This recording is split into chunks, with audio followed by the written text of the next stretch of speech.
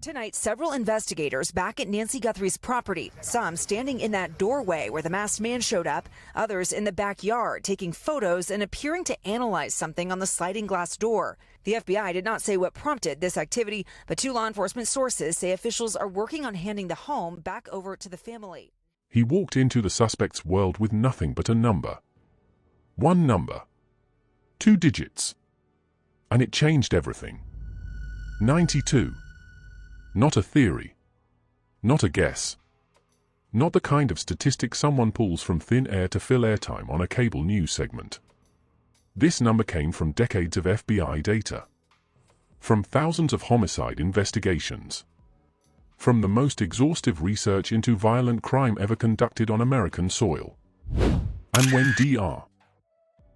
Gary Brucato sat down and said that number out loud in the context of Nancy Guthrie's disappearance, something shifted. Not just in the investigation. In the entire framework of how this case needed to be understood. 92% of people who are killed in the United States knew their killer in some way. Let that land. Not 50%. Not 60%. Not even 80%. 92%. And when a forensic psychologist of Dr.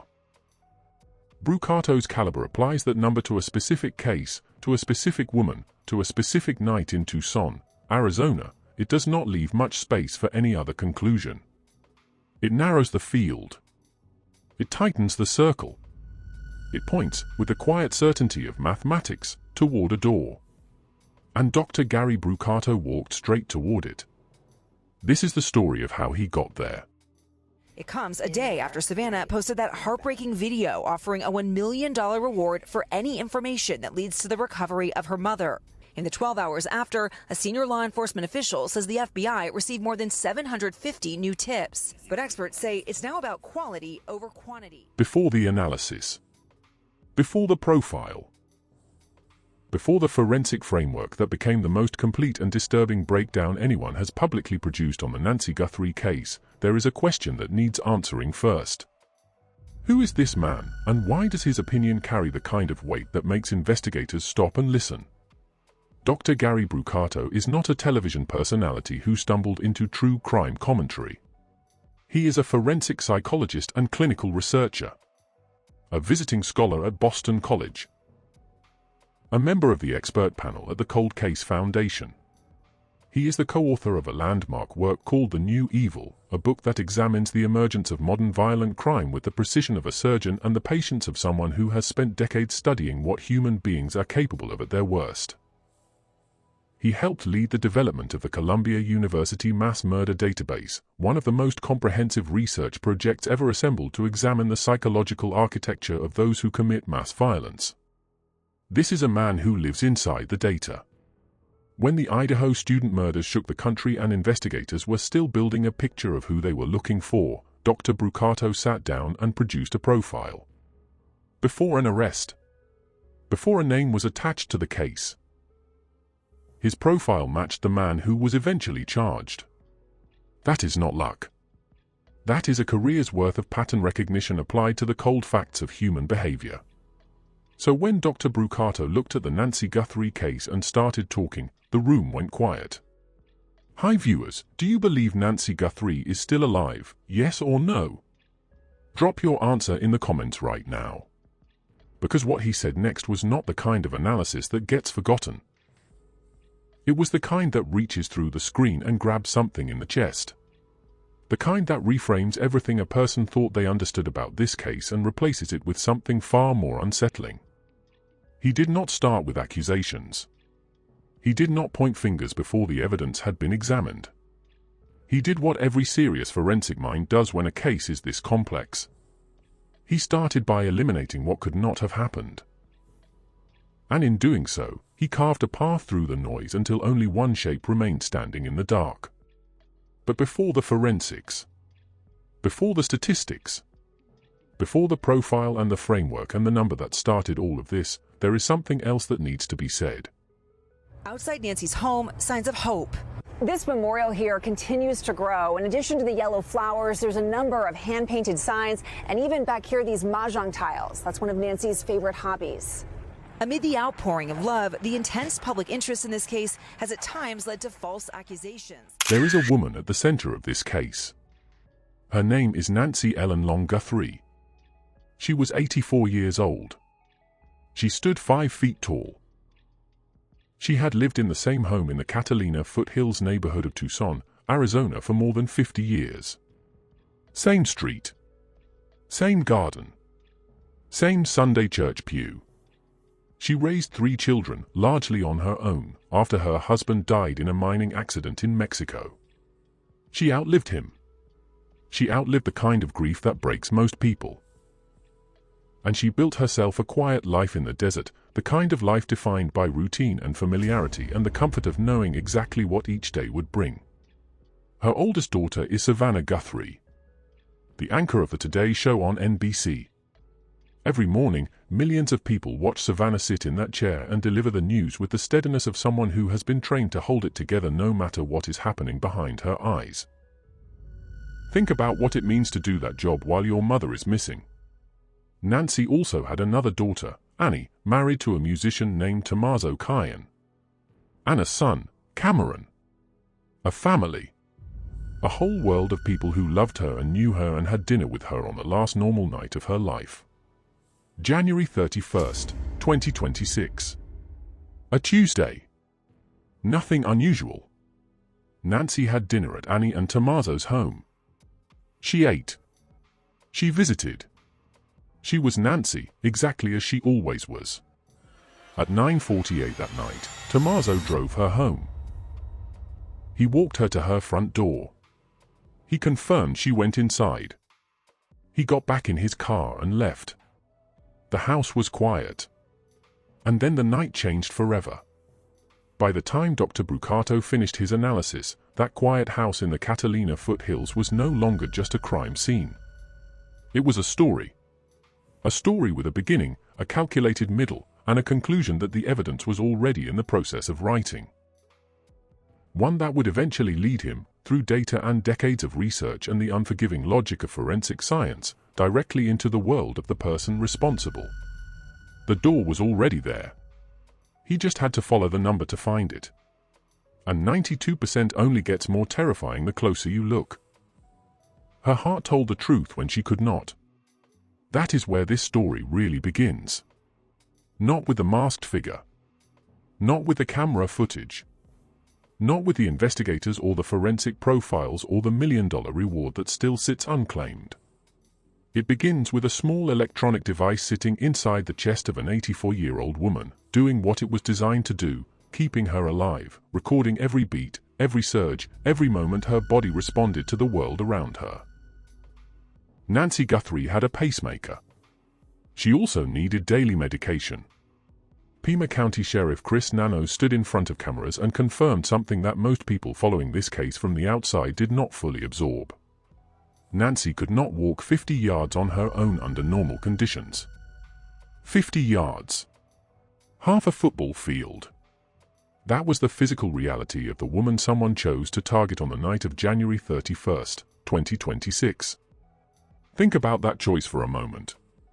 Not a random target.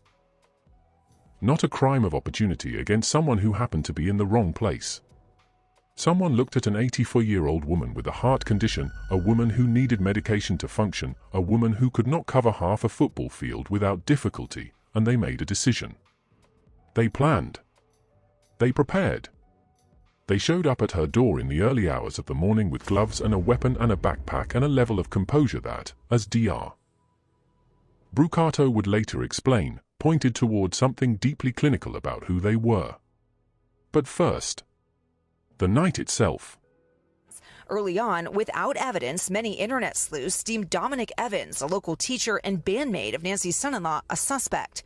Evans and his wife tonight speaking out to the New York Times, saying they've been scared numb, forced to hide out in their home. I feel like someone's taken my name. There are innocent people that get hurt. January 31st ended quietly for Nancy. Dinner at Annie and Tommaso's home. Routine conversation. The kind of evening that leaves no marks because nothing unusual happened. Tommaso Cyan drove her home at 9:48 that night. He walked her to her front door. He watched her go inside. He left. For hours passed. At 1:47 in the morning, the doorbell camera at Nancy's home picked up a figure standing on her front porch. Masked. Armed. Nitrile gloves on both hands. A small backpack across their back. The figure did not rush. Did not look over their shoulder repeatedly. Did not show the kind of frantic energy that most people would expect from someone standing outside a home they were about to enter illegally in the middle of the night. They stood there. Calmly. And then they reached over and covered the camera lens with foliage taken from a potted plant sitting right there on Nancy's own porch. They used her garden against her. And at that exact moment, something extraordinary happened. Nancy's pacemaker registered a cardiac spike. Her heart rate surged. The device recorded it, documented it, time-stamped it with the indifference of a machine that does not understand fear but recorded it perfectly anyway. Her body responded to whatever was happening inside that home at 1:47 in the morning, and the device in her chest wrote it all down. At 2:28 in the morning, the pacemaker went silent. Its wireless connection to the bedside monitoring unit dropped. No more data. No more signal. No more record of a heartbeat that had been beating for 84 years through grief and loss and 5 decades in a quiet desert home. 8 minutes later, at 2:36, a Ring camera 2.5 miles away on a street called Camino Royal captured a vehicle traveling south. The vehicle was consistent with a Kia Soul. It was heading toward the Mexican border, 60 miles away. That was the last electronic trace of Nancy Guthrie. It is now May 2026. More than 100 days have passed. Nancy has not been found. No confirmed location. No arrest. No charges. And the silence from whoever took her has grown heavier with every week that passes without an answer. This is where Dr. Gary Brucato stepped in. Not with emotion. Not with speculation. With data. With a forensic framework built from decades of published research and thousands of documented cases. With the kind of structured, methodical thinking that strips a crime down to its bones and forces what remains to speak. And what the evidence said when it finally spoke was something that most people watching this case from the outside had not yet allowed themselves to fully hear. Someone Nancy knew did this. Not a stranger who wandered through the Catalina foothills looking for an opportunity. Not a random intrusion that happened to land on her doorstep. Someone whose path had crossed hers. Someone whose face she would have recognized. Someone who, in all likelihood, she had no documented reason to fear. The pacemaker recorded the moment everything changed. But the real question was never about when. It was always about who. And to answer that question, Dr. Brucato did what forensic science demands. He started by eliminating everything that did not fit. Because once you remove what cannot be true, what remains, however difficult to accept, is where the truth lives. The first thing Dr. Brucato took off the table was the theory that this crime had any connection to sexual motivation. He was unambiguous about this. The clinical term for attraction to elderly individuals is gerontophilia, and Dr. Brucato described this particular paraphilia as virtually non-existent in documented criminal cases. When such offenders do operate, they always display serial behavior. They repeat. They leave a pattern. Multiple similar cases in the same geographic area. A signature. Something law enforcement can track across victims and locations. There was no such pattern in Tucson. Not one case preceding Nancy's disappearance that matched this profile. And beyond the statistics, the physical evidence at her home pointed entirely away from this kind of motivation. There were no biological indicators consistent with this type of crime. There were no elements of fantasy staging that sexually motivated offenders consistently leave behind, the details that serve their specific psychological needs and that trained investigators recognize immediately. And Tom, the sheriff told The Times he wishes he could defend every person who's been falsely accused. He says Evans could consider legal action and sue for libel. Sexual motivation was eliminated completely. Then came robbery. On the surface, this might seem like the most logical explanation. An elderly woman living alone in a well-kept home in a desirable neighborhood. But the evidence dismantled this theory immediately. Nothing was taken. Someone entered that home having planned the entry in advance, wearing gloves, carrying a weapon, and left without taking a single item of value. Jewelry, electronics, cash. Items that were present and accessible remained exactly where Nancy had left them. If the goal was theft, nothing about this scene makes sense. But Dr. Brucato examined one more financial angle before closing the door on this category entirely. What about kidnapping for ransom? No physical objects needed. The person is the asset. Here is where the research became devastating in its precision. Ransom demands in documented cases are made within 24 to 48 hours of the abduction. Not days later. Not weeks later. Within the first 2 days. These cases are almost always resolved within 1 week. The reason is simple and brutal. Every additional hour a person is held increases the risk of exposure. The victim, in Dr. Brucato's words, becomes precious cargo. Something of high value that needs to be preserved and returned quickly to collect payment and eliminate the danger of being caught. In genuine ransom cases, there is always proof of life. There has to be. Without it, no one pays. Nancy Guthrie had no medication with her. She had a documented cardiac condition. She was gone for more than 100 days when Dr. Brucato gave his analysis. No verified ransom demand had been confirmed by law enforcement. No confirmed proof of life had been offered publicly. That is not precious cargo. That is not how ransom operates anywhere in the documented record. Robbery eliminated. Ransom eliminated. Standalone abduction statistically destroyed by the fact that only approximately 350 such cases occur annually across the entire United States, and the overwhelming majority involve children, not elderly adults. When you take all of that away, one shape remains. And Dr. Brucato had a name for it. Elimination murder. The deliberate removal of a person who is standing between someone else and something they want. The motive wears different faces. Financial inheritance. An estate. Assets that change hands when a specific person is no longer alive. Burden elimination. Someone whose care has become incompatible with the life another person wants to live. Witness removal. Someone who knows something that cannot be allowed to remain known. The hallmark of this category, the detail that Dr. Brucato has documented across case after case, is the staging. The perpetrator works to manufacture the appearance of randomness. They construct a scene designed to direct investigators toward a stranger, toward chaos, toward anything other than the people with a personal connection to the victim. But they always fail in one critical way. They do not fake the elements that would actually motivate a stranger to act. They leave the scene looking like an intrusion but forget to make it look like a robbery. They stage a disturbance but leave the valuables untouched. They create theater but forget to write a believable motive for the performance. Look at Nancy's home. Nothing of value taken. A staged blood trail. A strategically open back door. Someone invested real effort into making this look like a random intrusion from outside. And in doing so, they left behind a scene that told investigators the exact opposite of what they intended. Dr. Brucato said it directly. It is entirely possible that Nancy was never actually taken from that location at all.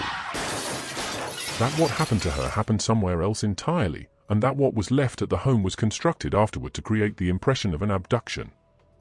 Those are not dramatic embellishments. Those are his words, stated publicly, in a documented interview. The scene was built for an audience. And the audience was law enforcement. Now, the figure on the camera. Dr. Brucato turned his attention to the masked individual captured on Nancy's doorbell footage and said something that stopped the conversation cold. The person was, in his precise clinical language, way too cool under pressure. Not even flinching. To understand why that matters, it is necessary to understand what stress looks like in criminal behavior. Even experienced offenders with lengthy records show physiological responses during the commission of a crime.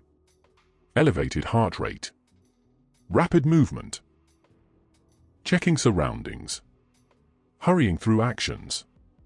These are not choices. They are automatic responses that the body produces whether the person wants them or not.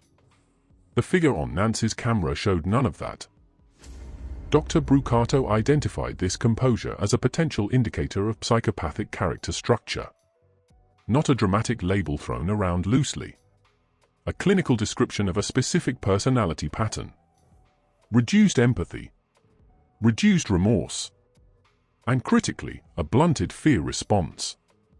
Situations that produce overwhelming anxiety in most people simply do not trigger the same neurological reaction in individuals with these traits.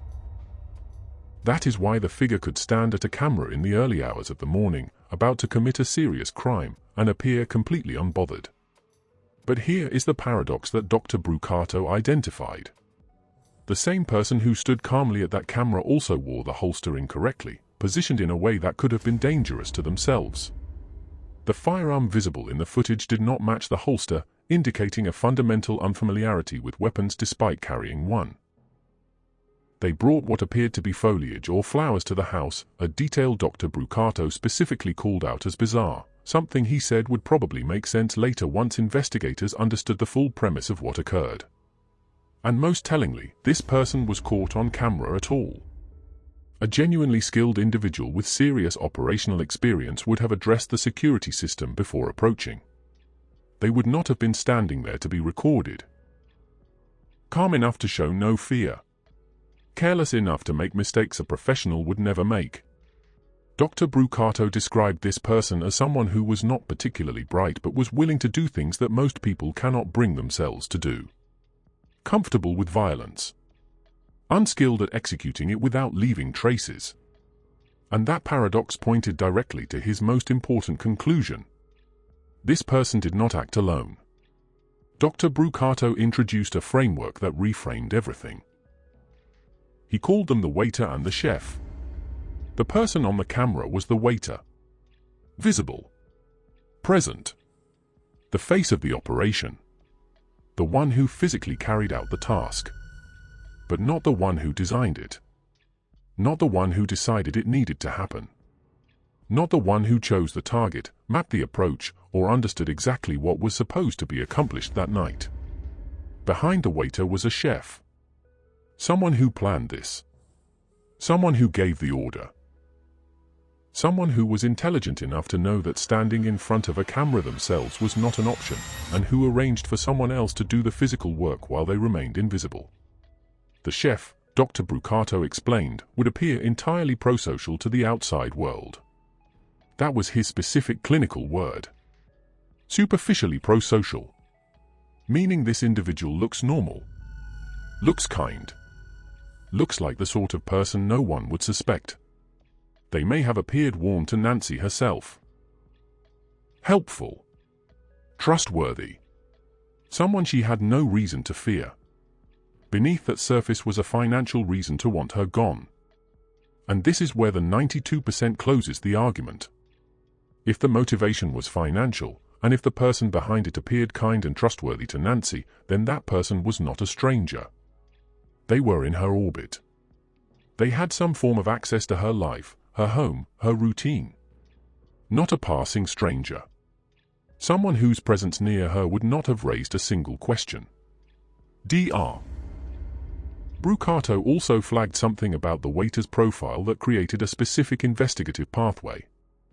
People with psychopathic character structure are disproportionately reactive to perceived disrespect. Not to genuine threats. To slights. To being challenged or dismissed or shortchanged. Their reactions are outsized, memorable, the kind of behavior that people in a community do not forget. Dr. Brucato said investigators should be speaking with people in the Tucson area who had encountered someone with a pattern of explosive, disproportionate reactions to minor provocations. That kind of behavior leaves a social trail. Someone in that community remembered something. The $1 million reward has gone unclaimed. Dr. Brucato examined 3 documented reasons why that might be. The accomplice may no longer be alive, removed by the organizer to eliminate the risk of a living witness. The accomplice may genuinely not know the identity of the person who hired them, operating with a kind of intentional separation that insulates the organizer from direct exposure. Or the conspiracy is contained within a circle that the reward has not yet penetrated. Each possibility represents a different investigative pathway. But Dr. Brucato said something about all 3 of them that matters. Once the first arrest is made, regardless of which tier that person represents, the rest of the truth tends to follow quickly. One person in custody, facing the reality of what cooperation versus silence means for the rest of their life, changes the entire structure of a conspiracy. And the path to that first arrest already existed in the evidence. Mixed DNA was recovered at Nancy Guthrie's home. Mixed DNA means genetic material from more than one individual was present. Separating clean individual profiles from mixed samples is painstaking laboratory work.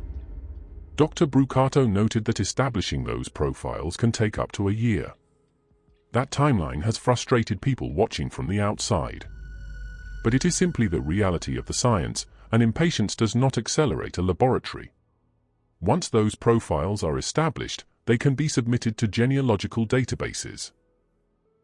This is the same methodology that solved the Golden State Killer case after more than 4 decades. A case that seemed permanently cold. A case where every conventional investigative avenue had gone quiet. Genetic Genealogy uploaded the DNA profile to platforms where volunteers had submitted their own genetic data, built family trees outward from partial matches, and narrowed the field to a single individual who had never been arrested, whose DNA had never been in any criminal database. It worked. C.C. Moore, the genetic genealogist who helped crack that case and dozens of others, has been named in connection with the forensic work in Nancy's case. When C.C. Moore enters a case, answers follow. A hair sample was recovered at Nancy's home. A glove was found approximately 2 miles away. Both pieces of biological evidence are currently being processed at the FBI laboratory in Quantico. The science is running. The clock is moving. And the person or persons responsible are operating on borrowed time they may not fully realize is running out. Dr. Brucato also addressed the geographic reality of this case. The perpetrator, or at minimum the person who organized it, is local. Not local in a vague general sense. Local in a specific, documentable way. Someone who knew the layout of Nancy's property. Someone who understood her schedule, her routine, her daily patterns. Someone who had built, through repeated proximity, a picture of how she lived and when she was most vulnerable. That kind of knowledge is not gathered from a distance. It is accumulated through presence. Through access.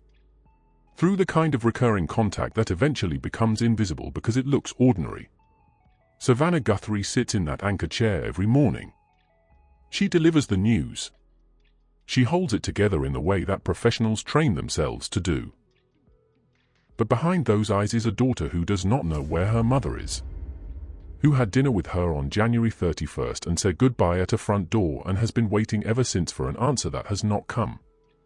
Nancy's pacemaker recorded the last moments of her ordinary life with the precision of a machine that does not grieve. It timestamped a cardiac surge at 1:47 in the morning. It went silent at 2:28.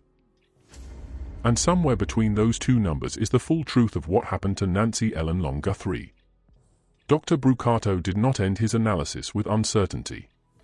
He ended it with something that sounds simple but carries the full weight of a career spent inside the darkest corners of human behavior. He said this case will be solved. Not hoped. Not wished. Said. The DNA is being processed. The genealogical work is underway. The behavioral profile is documented. The geographic radius is defined. The evidence pathways, followed with patience and the resources now committed to this investigation, converge on a finite number of answers. Strategic silence from investigators is not a sign of a stalled case. It is often the opposite. Leads pursued quietly, carefully, in ways that do not alert the people being investigated. Evidence held close to the chest not because there is nothing to hold, but because releasing it at the wrong moment would serve the media instead of the prosecution. The truth is moving. It is just moving at the speed of science rather than the speed of the news cycle. If something in this story triggered a memory, a name, a face, someone in Tucson who always made people uneasy, someone whose reaction to small provocations was always too large, too sharp, too lasting, do not let that pass. The tip line is 1-800-CALL-FBI. Anonymous. No name required. Over $1 million is unclaimed. One phone call could be the reason this family finally gets an answer. Nancy deserves that. Her daughters deserve that. And coming up next, a detail has emerged from the investigation that investigators have not addressed publicly, something connected to the figure on that camera, a behavioral pattern that a source close to the case says has quietly pointed law enforcement toward a name. That video goes up next. And if this case matters to you, you cannot afford to miss what is in it.